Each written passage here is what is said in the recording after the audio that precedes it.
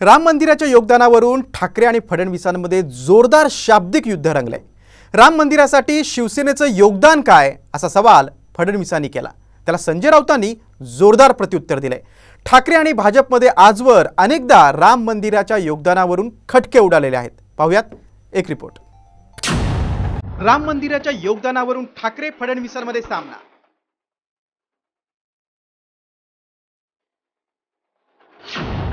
कारसेवक गोळ्या झेलत असताना ठाकरे फोटोग्राफी करत होते। फडणवीसांचा वार।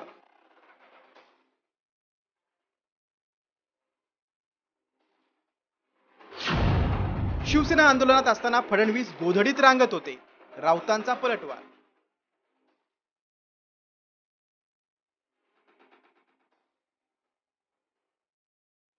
देशभरात राम मंदिर उद्घाटन सोहळ्यावरून राममय वातावरण झालेलं असताना राज्याच्या राजकारणात श्रेयवादाची लढाई रंगलेली आहे। अयोध्येतील राम मंदिरासाठीच्या योगदानावरून ठाकरे भाजपमध्ये शाब्दिक वाकयुद्ध रंगले। राम मंदिरात शिवसेनेचं योगदान काय असा सवाल करून देवेंद्र फडणवीसांनी ठाकरेंवर हल्लाबोल केलाय। तर शिवसेना बाबरी आंदोलनात असताना फडणवीस गोधडीत रांगत होते असं म्हणत राऊतांनी जोरदार पलटवार केलाय। ज्यावेळी कारसेवक गोळ्या खात होते त्यावेळी तुम्ही फोटो काढत होते, कुठल्या तरी जंगलामध्ये वाघाचे फोटो। अरे खरे वाघ त्या ठिकाणी मंदिरावर चढून कोठारी बंधूंच्या रूपाने झेंडा लावत होते, छातीवर गोळी खात होते, त्या ठिकाणी मृत्युमुखी पडत होते आणि तुम्ही फोटो काढत होते। तुम्ही आम्हाला काय सवाल विचारणार आहेत? राम मंदिराच्या संदर्भात शिवसेनेचं योगदान काय आहे हे या जगातला प्रत्येक हिंदू जाणतो।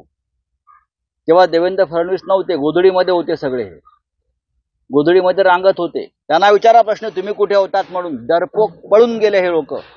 मैदान सोडून पळून जाणाऱ्या लोकांनी, अयोध्येच्या मैदानातून पळून जाणाऱ्या लोकांनी, या पळपुट्यांनी शिवसेनेच्या राम मंदिरातील योगदानावरती प्रश्न विचारावे ही संघनीती आहे।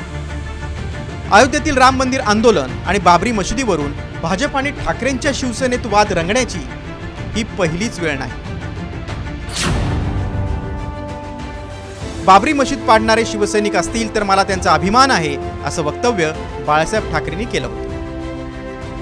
बाबरी मशीद पाडल्यानंतर कुणीच जबाबदारी घेत नसताना शिवसेना आणि बाळासाहेबांनीच बाबरी पाडल्याची जबाबदारी घेतल्याचा शिवसेनेचा दावा आहे।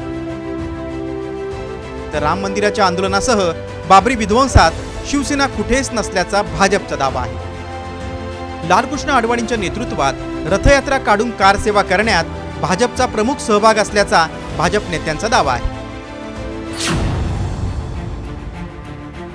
तर राम मंदिराच्या श्रेयवादावरून भाजप ठाकरेंच्या सेनेत संघर्ष टिपेला पोहोचत असताना संजय राऊतांनी राम मंदिराच्या जागेबाबत वेगळाच दावा केल्याने खळबळ उडाली आहे। विवादित आणि नियोजित जागेपासून 4 किलोमीटर लांब राम मंदिर बांधल्याचा राऊतांनी दावा केलाय। राऊतांच्या या दाव्यावर आशिष शेलारांनी खोचक प्रत्युत्तर दिले। भाजपचा नारा काय होता त्यावेळेला? मंदिर वही बनाएंगे, जाकर देखिए मंदिर वहां बन गया है क्या नहीं बन गया है। जिस जगह पर मंदिर बनाने की बात चल रही थी वहां मंदिर नहीं बना है। वहां से 4 किलोमीटर दूर मंदिर बना है, वो तो कोई भी बना सकता था, लेकिन हम उसमें भेद नहीं करना चाहते। जहां हम मंदिर बनाने की बात कर रहे थे वहां मंदिर नहीं बना है। वो डिस्प्यूटेड प्लेस आज भी वैसी ही है, लेकिन हम उसके ऊपर बात नहीं करेंगे। उसके ऊपर भारतीय जनता पार्टी ने बात करनी चाहिए। राउत को क्या पता है? अपना बंगला भी अपनी जगह पे बैठाया है कि नहीं वो पहला देखे, नहीं तो उसके पेपर निकल जाएंगे।